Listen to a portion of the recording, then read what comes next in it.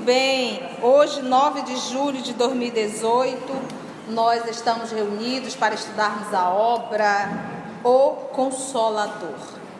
Nós hoje iremos iniciar sociologia, relação entre as pessoas. Vamos fazer a nossa prece de abertura? Amigo Jesus, aqui mais uma vez reunidos para darmos prosseguimento aos nossos estudos desta obra bastante esclarecedora para a nossa vivência espiritual. Que possamos, Senhor Jesus, estarmos receptivos a esses ensinamentos, mas que, acima de tudo, possamos interiorizá-los e colocá-los em prática no nosso dia a dia. Obrigada, Senhor, por permitir que nós conseguimos chegarmos até aqui para participar dessa atividade. Abençoa todos os presentes, encarnados e desencarnados. E também a nossa instrutora, ilumina para que ela tenha boas intuições a fim de melhor esclarecer esse contexto. E permanece conosco, amado Jesus, hoje e sempre. Que assim seja. E aonde houver duas ou mais pessoas reunidas em nome do nosso Senhor Jesus, Ele está presente. Para que estudar sozinha, né? Melhor estudar em grupo. Vamos lá, estuda sozinho em casa, mas depois vem para compartilhar com o grupo. Vamos lá, sociologia. Perguntaram ao nosso querido Emmanuel: com a difusão da luz espiritual, alargará o homem a noção de pátria, de modo a abranger no mesmo nível todas as nações do mundo? Com a difusão da luz espiritual, alargará o homem a noção de pátria, de modo a abranger no mesmo nível todas as nações do mundo? A luz espiritual dará aos homens um conceito novo de pátria, de maneira a abolir o movimento destruidor pelos canhões e balas homicidas. Quando isso se verifique, o homem aprenderá a valorizar o berço em que renasceu, pelo trabalho e pelo amor, destruindo-se concomitantemente, ao mesmo tempo, as fronteiras materiais e dando lugar à era nova da grande família humana, que não se divide mais em nacionalidade, em que as raças serão substituídas pelas almas e em que a pátria será honrada, não com a morte, mas com a vida bem aplicada. Tudo isso para responder a questão, quando ele fala com a difusão da luz espiritual, ele não está falando do espiritismo, mas da luz espiritual, alargará o homem a noção de pátria. Por exemplo, nós vivemos agora o momento Copa, então cada um puxa a sardinha para si. Uma criatura com uma luz espiritual, com esse discernimento, ela vai pensar: quantos outros irmãos que nunca ganharam uma Copa? A alegria, porque gente, olha só, em 2002 o Brasil foi campeão. No dia, exatamente no dia, Chico Xavier desencarnou. Só que anos antes, Emmanuel já avisou: Chico, você só vai desencarnar no dia que o Brasil estiver muito feliz. Então, o que a gente começa a parar para prestar atenção nisso? Nós percebemos que o quê? Um esporte como esse, que ainda movimenta nações, que isso vai influenciar em um grupo, em uma nação muito grande, como isso há uma programação no mundo espiritual. Então, o Brasil, que acha que a vida é futebol, ele deverá passar muitos tempos sem ganhar a Copa, que é para aprender a discernir e a valorizar outros pontos que nós não valorizamos. O que tem no paraíso? Só futebol, será? Quantos jovens saem daqui, vão fazer concursos, vão levando tese, recebem primeiro lugar e isso não dá ibope? Mas um cara que corre atrás de uma bolinha e fica um monte de homem correndo atrás de uma bolinha para enfiar no meio de dois travessões, isso é notícia mundial. Olha o nível de cultura ainda. Então nós percebemos isso algo muito maior. Então a espiritualidade, ela não está torcendo para o Brasil, para a Argentina, para a Itália. O que é isso? Porque não existe nacionalidade. Todos somos o quê? Irmãos. Então não existe. Às vezes, por exemplo, quando os nossos irmãos haitianos estavam entrando aqui, quantos amazonenses abriram a boca para discriminar, para maldizer, achar um absurdo essa invasão? São nossos irmãos.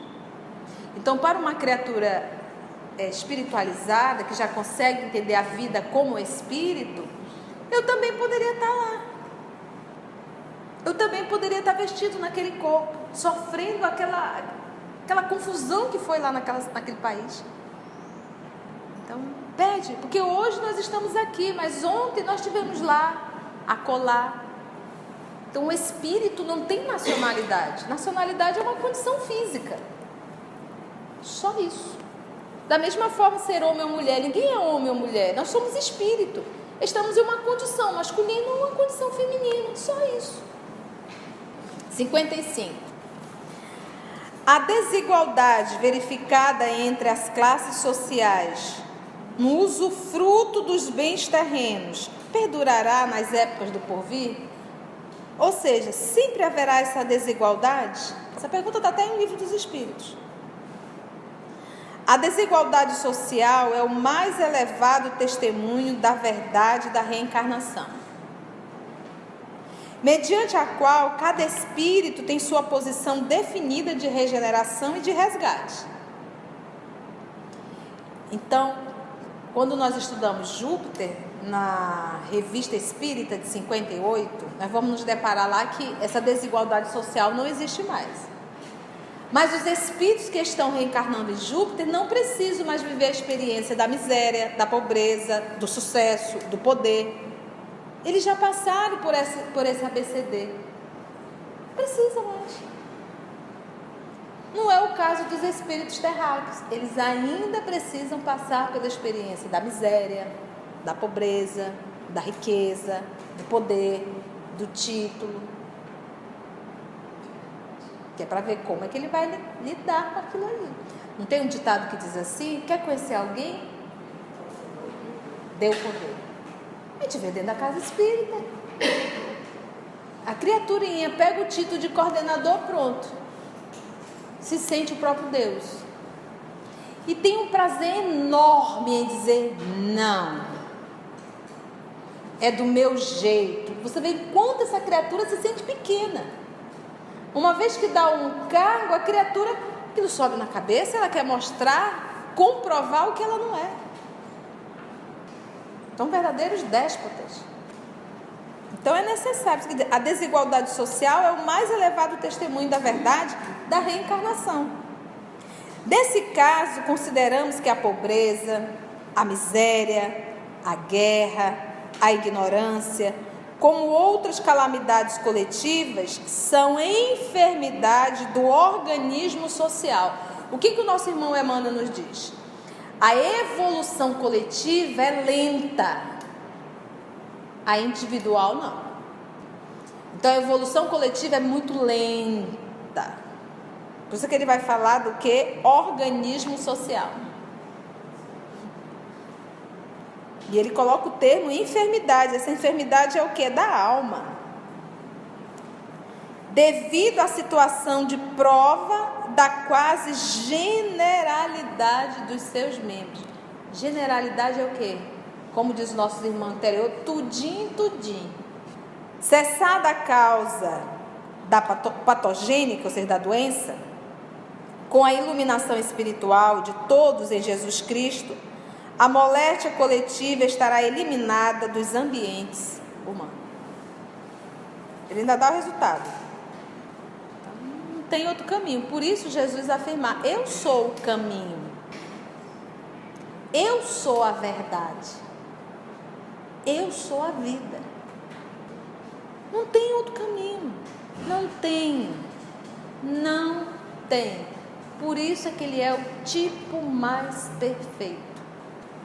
O modelo e guia da humanidade. E é o único. Então, É muito comum você dizer, mas fulano faz. Fulano não é modelo para ninguém. Beltrano não é modelo para ninguém. Eu tenho sempre que me questionar, dizer, olha, o exemplo, o modelo é o Cristo. A pergunta que eu tenho que fazer, eu sei que ele é o modelo. Eu sei que é ele que eu tenho que seguir. Eu tenho que fazer a pergunta, se ele estivesse no meu lugar, o que eu lhe faria? Agora a segunda pergunta é, eu quero e posso e tenho vontade firme para fazer o que ele faria? Essa é a pergunta, aí está a dúvida. Não é que nós não saibamos, é que nós não queremos pagar o preço. É diferente. Então diz, olha, eu sei, é isso, mas eu não tenho vontade o suficiente para fazer isso. Deixa para outra encarnação, lá na África. Pergunta a Emmanuel: pode admitir-se em sociologia o conceito de igualdade absoluta? A concepção igualitária absoluta é um erro grave dos sociólogos. Um erro grave. Em qualquer departamento da vida, a tirania política poderá tentar uma imposição nesse sentido. Nós vimos isso acontecer na Venezuela. Não foi na Venezuela? Tentar essa... Olha a confusão que está lá agora. A tirania política poderá tentar uma imposição nesse sentido. Uma imposição nesse sentido. Mas não passará das espetaculosas uniformizações simbólicas para efeitos exteriores, porquanto o verdadeiro valor de um homem está no seu íntimo,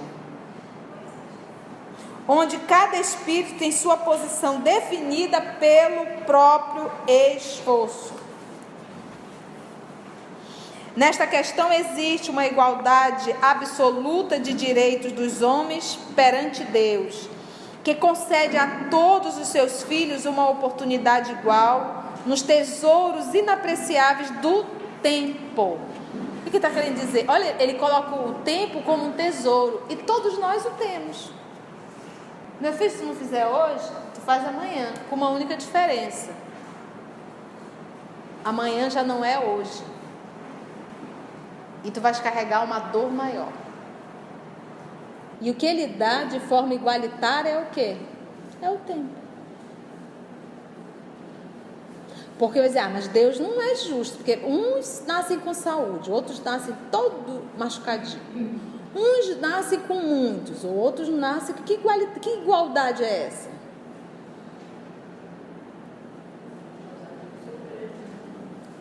Só a reencarnação. Só a reencarnação. Mas para todos ele dá o tempo. Ele não diz assim, senhor Valdeir, para o senhor é 30 mil anos, acabou, acabou. Mita, para você é 60 mil anos, ou dá jeito ou não dá, acabou. Não faz. A tirania política, então, poderá tentar uma imposição nesse sentido, mas não passará de espetaculosas uniformizações simbólicas, relendo, tá? Para efeitos exteriores, porquanto o verdadeiro valor de um homem está no seu íntimo, onde cada espírito tem sua posição definida pelo seu próprio esforço. Nessa questão existe uma igualdade absoluta de direito dos homens perante Deus, que concede a todos os seus filhos uma oportunidade igual nos tesouros inapreensíveis do tempo. Esses direitos são os da conquista da sabedoria e do amor. Tempo. Quais são os direitos? A conquista do saber e do amar. É as duas asas, intelectualidade e moral. Através da vida. Quando ele está falando vida, ele não está falando de existência. A vida é a soma de todas as existências. A vida é uma só. Existências são várias. Pelo cumprimento do sagrado dever do trabalho e do esforço individual. Pelo cumprimento do sagrado dever do trabalho e do esforço individual. Olha a palavra, trabalho e esforço e individual. Então, a mamãe isso, o papai aquilo, meu irmão isso, meu esposo isso, meu filho isso, é individual. Ninguém diz assim, vem, dá correntinha, vamos junto, todo mundo evoluindo igual. Desiste, isso não existe. É individual. Cada um está num tempo específico. E só vai se trabalhar e se esforçar. O esforço é, estou sem força, estou cansado, quero desistir, mas eu continuo. É aquele momento que tu não quer levantar. É aquele momento que tu quer gritar. Eis porque cada criatura terá o seu mapa de méritos nas sendas evolutivas. Olha lá, cada criatura terá o seu mapa de mérito nos caminhos dessa evolução, constituindo essa situação, nas lutas planetárias, uma grandiosa escala progressiva em matéria de raciocínios e sentimentos, em que se elevará naturalmente todo aquele que mobilizar as possibilidades concedidas à sua existência para o trabalho edificante da iluminação de si mesmo. É interessante, você dizer, o que você está fazendo? Eu estou estudando no EOS. Só isso? Você não trabalha? Ou seja, essa pessoa ainda não entendeu o que é o estudo. Quando você fala em iluminação interior, ele está falando de estudo. Vocês estão aqui, vocês estão ouvindo essa moça falar, inspirada com certeza pelo mais alto, e aí você vai trabalhando seu mundo interior. Se você não estiver fazendo isso, se nós não estivermos fazendo isso, a gente é psicopata. Porque é impossível você ouvir, sair daqui e continuar a mesma pessoa. A mesma pessoa. Vai mudando, vai modificando. Hoje postaram um vídeo do Chico indo votar, carregado, sendo carregado, andando com muita dificuldade. Sabe por que ele fez isso? Não é porque ele estava, eu preciso votar, não. Exemplo. Ele fazia esse movimento, não era pensando nele e nem no voto dele, era para incentivar uma sociedade inteira, porque a única forma de nós mudarmos é saber escolher, e só saberemos escolher se nós formos votar. Cada criatura terá o seu mapa de méritos nas sendas evolutivas, constituindo essa situação nas lutas planetárias, uma grandiosa escala progressiva em matéria de raciocínios e sentimento, em que se elevará naturalmente todo aquele que mobilizar as possibilidades concedidas à sua existência para o trabalho edificante de iluminação de si mesmo. Daí nós falarmos do estudo, que é um trabalho, nas sagradas expressões novamente do esforço individual. Nesse processo de evolução, nós terráqueos necessitamos fazer muito esforço, porque nós nos distanciamos muito do amor.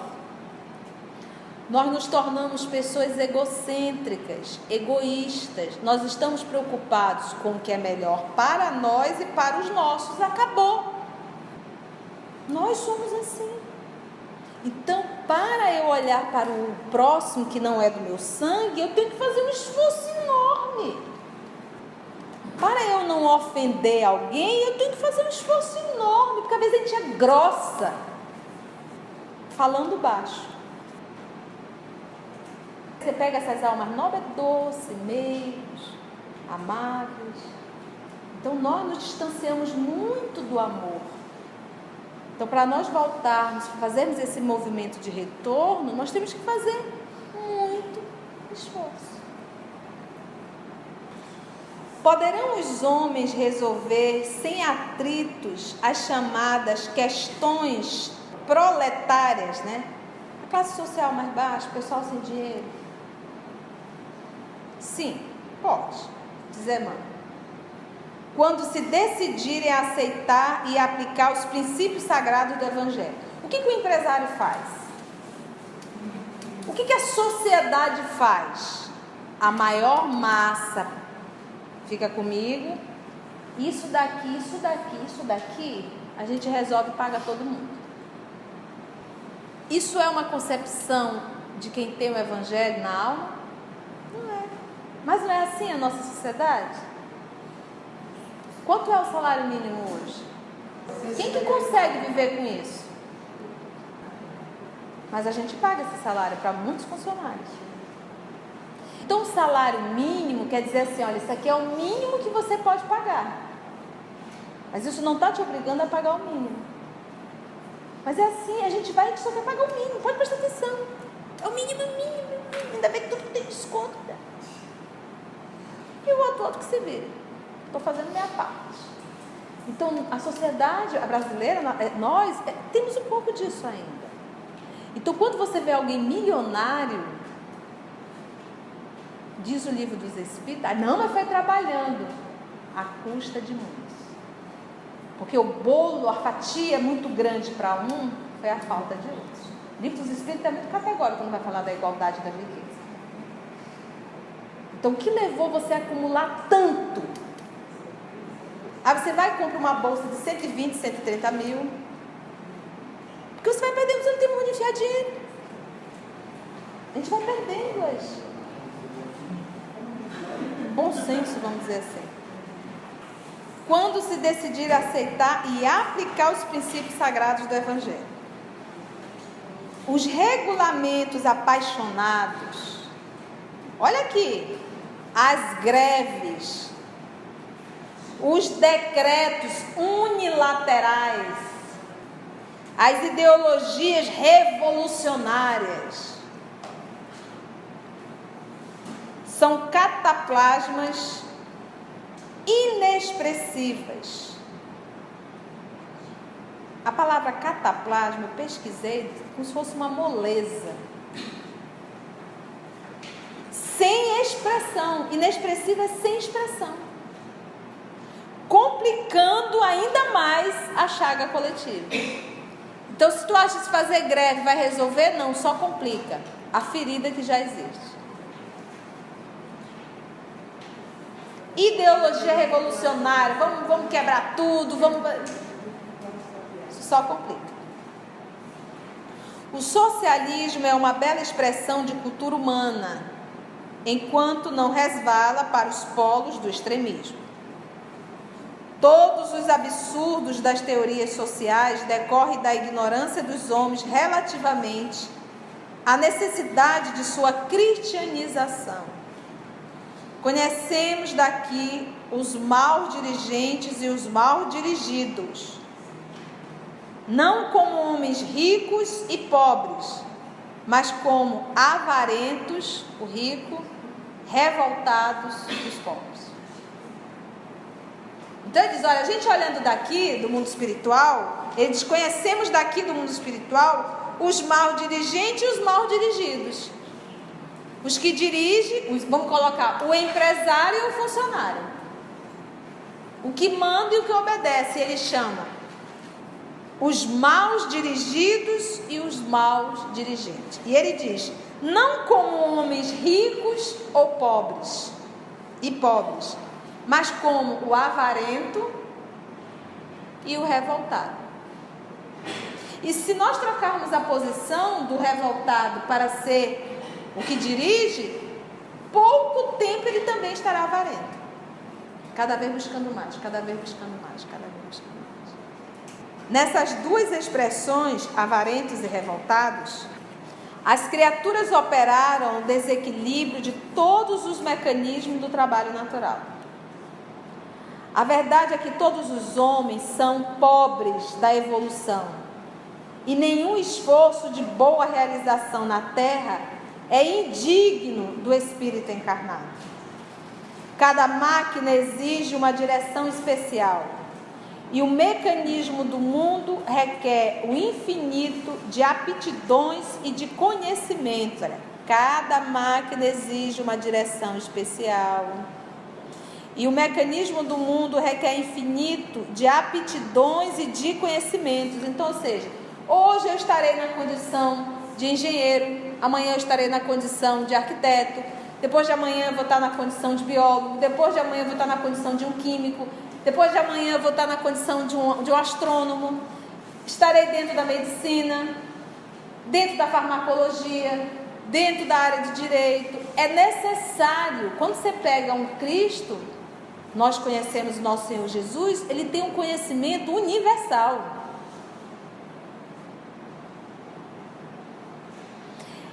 E é necessário também a condição de servir.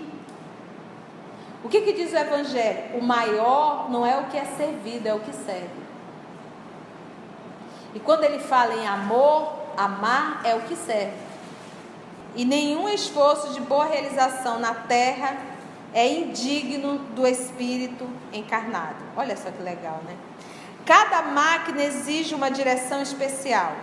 E o mecanismo do mundo requer o infinito de aptidões e de conhecimento, que nós acabamos de comentar. Sem a harmonia de cada peça na posição em que se encontra, toda produção é contraproducente. Toda boa tarefa se torna o quê? Sem a harmonia de cada peça. Então, se eu estou numa condição de, como ele coloca aqui o termo, achei legal, de dirigido,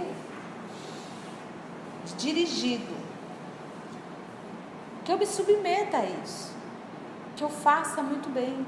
Diz o nosso irmão Raul Teixeira, que ele estava entrando justamente num processo desse de greve, e ele como professor de faculdade, ele estava ali comandando, e ele ali falando no microfone, e na hora que ele estava se espumando, ele vê Camilo entrar, segundo ele, o seu guia espiritual.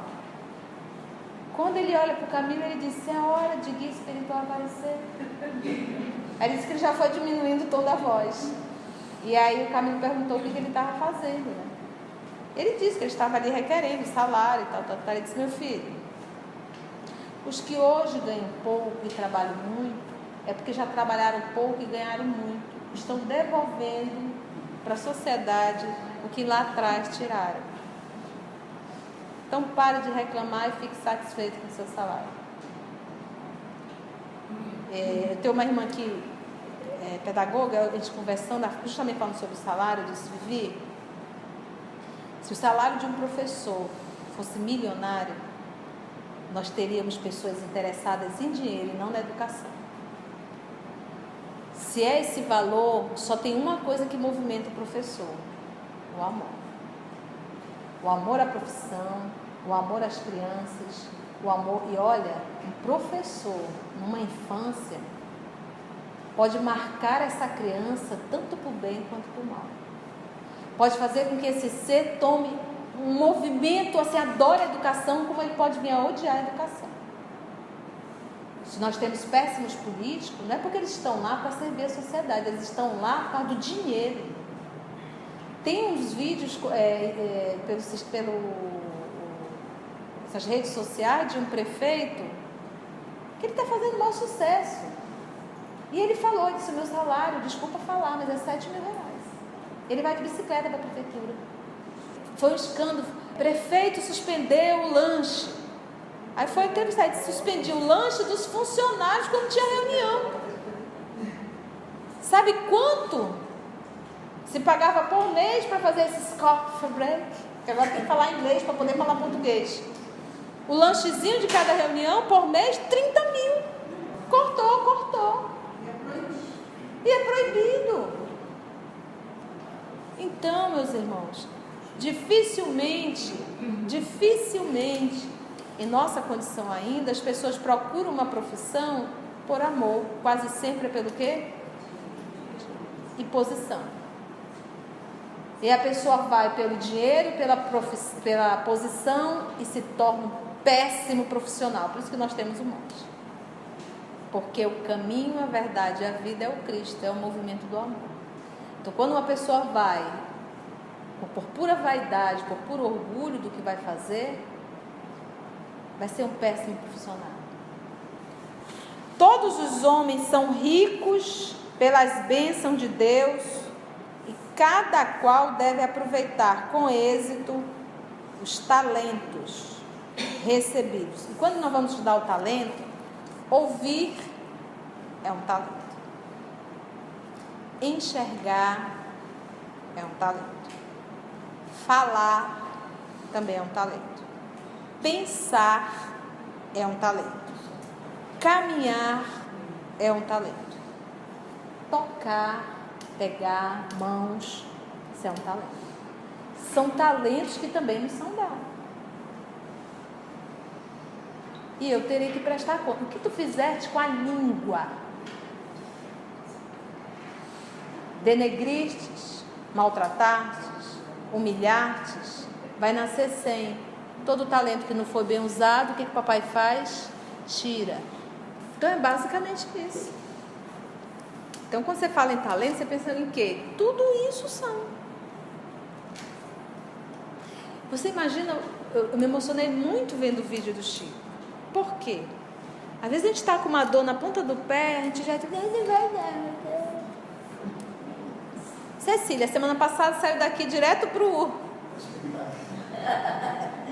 Tá hoje aqui, firme e forte, fazendo as anotações dela. Ainda rodou comigo agora à tarde, fazendo comprinhas. Então, ou seja, nós vamos parando para perceber o quê? Enquanto, como diz Chico, em que diz o Livro dos Espíritos? Até que ponto, até quando nós devemos trabalhar? O que os Espíritos respondem? Até o limite do seu esforço. Então, se eu tenho todos esses talentos, se eu posso, por que eu vou ficar parado? Quantas pessoas se aposentam e ficam olhando até?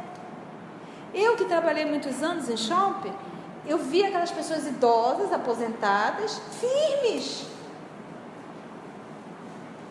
Todos os dias, final da tarde, iam para lá, ficavam sentados, tomavam café e faziam palavras cruzadas. Todos os dias. Está encarnado, ainda está com uma máquina boa e está perdendo tempo para a sua evolução espiritual. Um idoso lúcido, ele pode ensinar crianças carentes, sabia? Ele sabe. Isso, e ao invés de ele estar gastando neurônio com palavra cruzada, ele vai estar gastando neurônio ensinando o menino 1 mais 1, 2 mais 1, 3 mais 1. E eu vejo, não era nenhum nem dois, eram muitos. Pessoas classe média, média alta.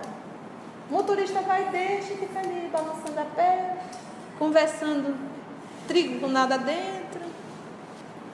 E vai e perde, gente, perde. Aí você olha para um Chico, carregando, sendo carregado, vai votar, ia para a casa da prece, fazer o trabalho dele, fazer a questão de visitar as meninas fazendo a sopa, atendia as pessoas com um sorriso. Ele finaliza: porquanto, sem exceção de um só, prestarão um dia, além túmulo, contas de seus esforços. E ele diz, sem exceção de um só, nós vamos ter que prestar conta. E aí, o que tu fizestes da tua encarnação? Que esforço tu fizestes? A quem tu ajudastes? Em que momento tu saiu do teu mundinho para entrar no mundo da família universal? Do que tu abriu mão em prol de uma sociedade? É porque a gente esquece, a gente está aqui, a gente acha que tudo é por acaso, que a vida foi melhor para mim ou pior para mim. Não existe. E é muito rápido. Eu estou com 46 anos, já estou contando, já fiz mais de 50%, já estou indo.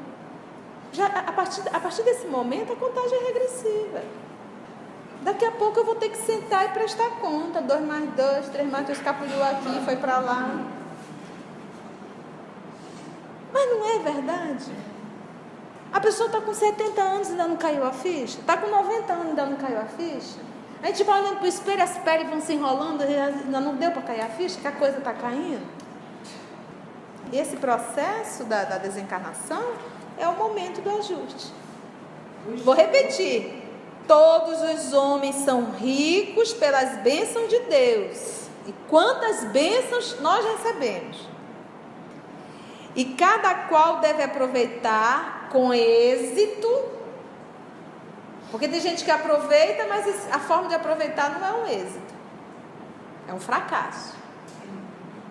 Eu estou aproveitando a vida, sim, mas o resultado é um fracasso.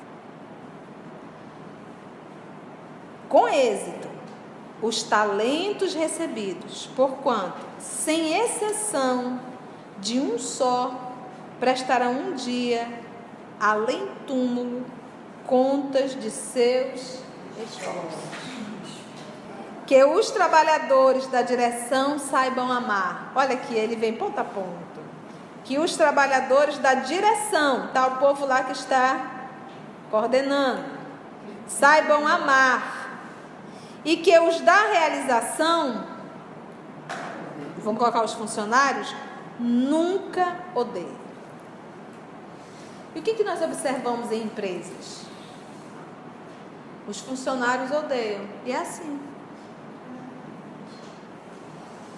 E os dirigentes, é impressionante como existe uma guerra dentro de tudo quanto é empresa, seja pequena ou seja grande. Sempre olha para o funcionário como algo, são inimigos. São inimigos.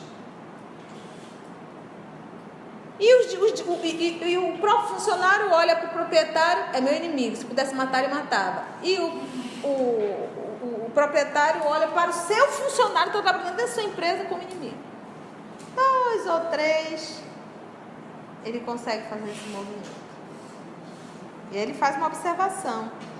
Ei, diretor, aprenda a amar. Ei, dirigido, nunca odeie. Faz o teu serviço. Não é entre você e ele, é entre você e Deus. Se ele não está sabendo ser justo, te pagar com dignidade, se submeta. Porque não adianta tu mudar, porque tu vai para o outro, tu vai ganhar o mesmo salário ou pior. Se submeta. Faça o seu trabalho. Lembra do Estevão? Gesiel? E ele era justo. Ele não fez absolutamente nada. Viu o pai ser morto, sendo chicoteado. Ele também foi chicoteado.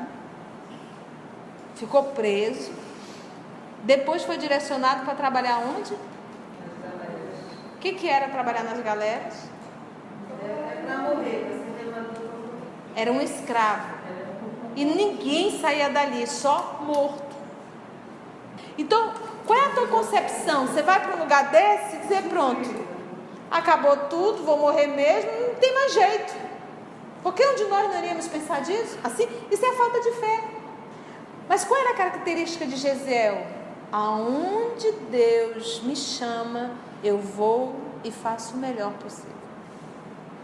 Enquanto todos os demais escravos remavam agredindo, maltratando, brigando entre si, esculhambando, ele fazia o serviço dele calado. E ainda ajudava com a palavra a outro, sem reclamar. Eu estou cansado, essa vida é uma miséria, eu não sei até quando eu vou ter que ficar aqui, eu sou inocente. Se é para remar, vamos remar. Se é para remar, vamos remar. Quando Sérgio Paulo, esse grande romano que estava dentro do navio, que adoeceu, nenhum amigo quis ficar próximo, porque era uma peste. Quem queria adoecer? Chama um escravo. Qual é o mais educado que você tem aí? Quem é? Então, meus irmãos, nós não poderemos de forma alguma achar que é o final. Porque nós não sabemos o que Deus reserva para cada um de nós. Enquanto houver força, enquanto houver esperança, enquanto houver submissão a Deus, vamos nos submeter e trabalhar. E confia. Quando Kardec pergunta ao Espírito de verdade, o Senhor se preocupa com as minhas condições materiais? Porque Kardec se dedicou muito ao espiritismo. Chegou um momento que ele teve que parar de trabalhar e foi a Gabi que sustentou, segurou um pouco. Ele passou necessidade, porque ele bancava a revista espírita. As primeiras publicações foi ele que bancou. Imagina aquele monte de livro que ele mandou para a Espanha, que foram todos queimados, a quantidade de dinheiro. O Espírito de verdade responde: Se não estivéssemos preocupados, não te amaríamos. Então façamos a nossa parte aonde Deus nos chamou. E não vamos imaginar que tudo acabou, porque nós não sabemos o momento. Mas enquanto houver um novo dia, que eu continue trabalhando. Lembra sempre de Gesiel, se é para remar, vamos remar. Finalizando, ele diz: essa é a verdade pela qual compreendemos que todos os problemas do trabalho na terra representam uma equação de evangelho. Resolver uma equação é aplicar a regra do evangelho. A solução de tudo é evangelho. Por isso Jesus dizer: eu sou o caminho, a verdade e a vida. E ninguém chegará ao Pai senão. Ponto e vírgula. Agradecemos ao nosso Senhor Jesus por mais uma oportunidade de estudo e até o nosso próximo encontro.